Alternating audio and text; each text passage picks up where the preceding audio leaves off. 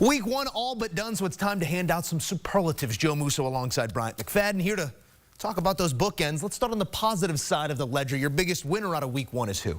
Dallas Cowboys. The Dallas Cowboys. Well, I could say Dak Prescott because he received a handsome ransom right before the ball game with his new contract. But I'm going with the Dallas Cowboys, and here's why.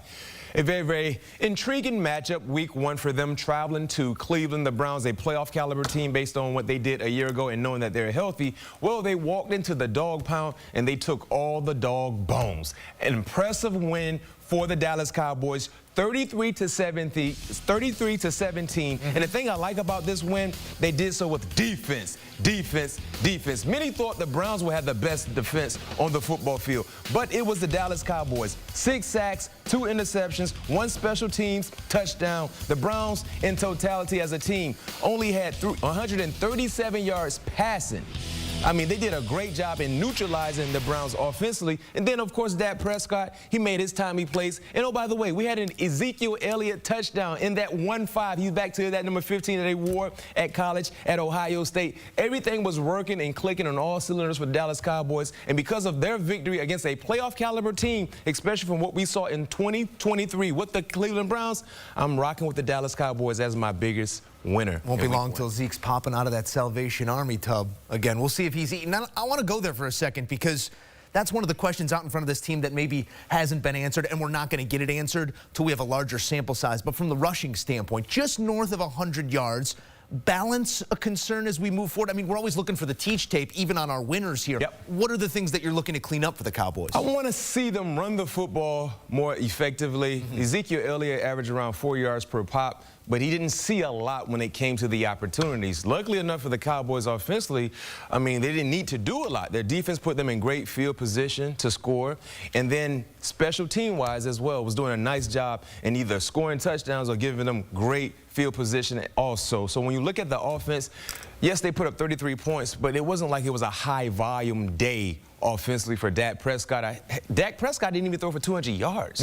You know what I mean? He just did the bare minimum, but that was enough in today's matchup, and that's why I'm really high on the Dallas Cowboys and being my week one winner, because you scored 33 points. Your all-pro-like quarterback didn't do a lot. C.D. Lamb made some timely plays. Your running game, you didn't need to rely on it at all. And you still put up 30-plus points on the scoreboard against a playoff caliber team. Yes, they didn't look like it today, but when you talk about the Cleveland Browns and their aspirations, they have playoff aspirations, and I believe they will get it right. But it didn't get it right in week one. You got Dak and CD now locked up through 2028, so that 1-2 punch going to be there. Yep. Saints and Ravens at home next for Dallas, so that Ravens game there in Big D going to be a telling point as we try and figure out who's who and what's what. We only got 1 week worth of it, but there is a week one loser as well. Where does that take us? Got to go down to Atlanta. Atlanta, they're my biggest loser because they lost to a team at home that did not score a touchdown.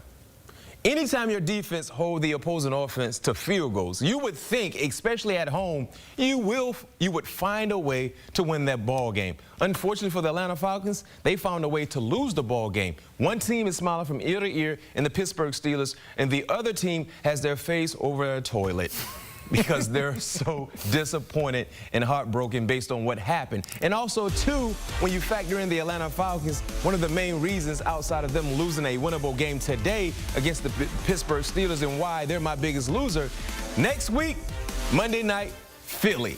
Yeah. After the Eagles game, Pat Mahomes, Kansas City Chiefs.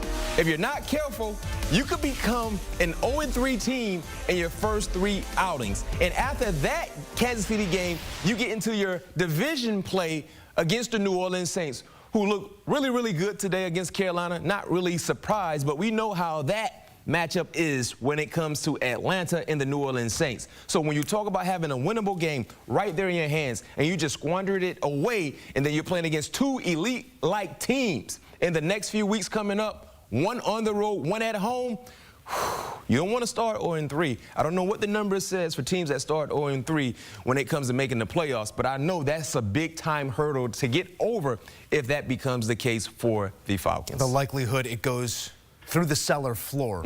Matter of fact, good portion of our recent Super Bowl champs have been winners in week one. Last year, a departure from that with Kansas City losing to Detroit on opening night. But You got to get off to a start or you're going to be playing uphill. Could be the case for these Atlanta Falcons, just 2 of 9 on 3rd down. We've given out a winner. We've given out a loser. We don't want to be too hard on the young guys, but we do want to assess who gets your game ball, for lack of a better term here, from the rookie quarterbacks. Who went out there and took their opportunity the best in your eyes? Well, we saw 3 rookies perform today in terms of starting. Only 1 rookie was a part of a winning team, and that's Caleb Williams. Now, individually speaking, he didn't really do a lot, right? You can tell he was kind of pressing. He looked like a rookie in moments of this ball game, but he kept his team within reach of winning a ball game. You didn't see any turnovers. He protected the football. Yes, when you look at his numbers, pedestrian-like numbers, but he protected the football. His defense, his special teams did what they were supposed to do in regards to helping the young fella keep things in coordinates. And guess what? They won the ball game and they fought from behind. The Tennessee Titans had control of that ball game for at least 75% of the time on the clock. And then when the moments kicked in, the Bears showed up. As I stated, he didn't really blow you away with his numbers, pedestrian-like numbers, not even 100 yards throwing the football. Look at his passer rating. He didn't throw any touchdowns. He didn't have any turnovers. That's a plus. No turnovers. But just being a part of that winning team, he gets the winning ball. You know what we call that? That's a DST win in Chicago, and there's plenty of them. Defense, special teams has been the way, and you're used to that. They're counting on Caleb Williams. It will get better, though. And it looked like there were some flashes there. Some of the out routes on time. Keenan Allen, a drop pass in the end zone would have been the first of his career. Wouldn't have inflated the numbers to the places that you're going to want them. But as you're looking at all 3 of these rookie quarterbacks, what are the signs of maturation that you want to see over this first quarter of the season that lets you know you might be working with the future of a franchise? Let's start with Caleb Williams first. I don't need Caleb to try to get to that USC Caleb when he needed to win ball games. We kind of saw Caleb pressing a little bit today against the Tennessee Titans. In this situation with the Bears, you don't need to do that. You have serviceable guys that are surrounding you with a lot of experience that if you get the football in their hands, they're going to make things happen. So don't press. You don't need to go out and play hero-like football when you look at all the outstanding guys that are surrounding you. For Jaden Daniels, listen, he is going to be a problem. When he's floating and he's running with the football, he reminds me of number 8 that rocks the Ravens uniform in Lamar Jackson, a very, very smooth runner. He makes it look so easy, and it's annoying because most people can't get their hands on him. But I would love to see him take more control of the huddle, you know what I mean? Or being the ultimate point guard for their offense. He was their best quarterback. Of course, he was the only quarterback, but he was also their best runner. He led the team in rushing. But when it gets into the red zone, you got to find a way to capitalize on red zone opportunities. And that's what I mean when I talk about controlling the huddle, orchestrating things in the red area. Great quarterbacks find a way to score points. Average quarterbacks set up for field goals. And then lastly for me, Bo Nix. When you look at Bo Nix, a very, very difficult opportunity for Bo Nix going to Seattle, a very, very tough place to play for most veteran quarterbacks. They got after him.